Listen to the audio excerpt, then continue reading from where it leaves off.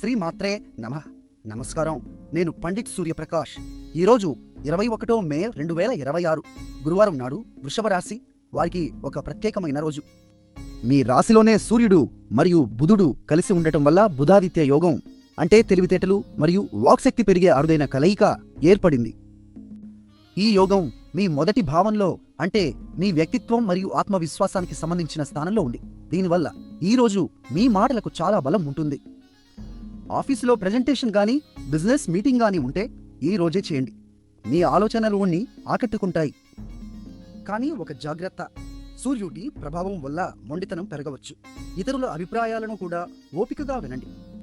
ఇప్పుడు చంద్రుడు పుష్యమి నక్షత్రంలో అంటే పోషణ మరియు సమృద్ధికి సంకేతమైన నక్షత్రంలో ఉన్నారు. ఈ నక్షత్రానికి అధిపతి శనిదేవుడు. కాబట్టి ఈరోజు క్రమశిక్షణతో పనిచేస్తే ఫలితాలు రెట్టింపు అవుతాయి.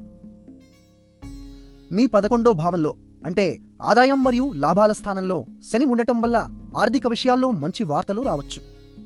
ఈరోజు మీ అదృష్ట సంఖ్య 6 మరియు తెలుపు రంగు ధరిస్తే మీ ఆత్మవిశ్వాసం మరింత పెరుగుతుంది. నిన్న మా అంచనా మీకు సరిగా ఉందా? కామెంట్లో తప్పక చెప్పండి. వీడియో నచ్చితే లైక్ చేయండి, మీ వారికి షేర్ చేయండి, మా ఛానల్ను సబ్స్క్రైబ్ చేయండి.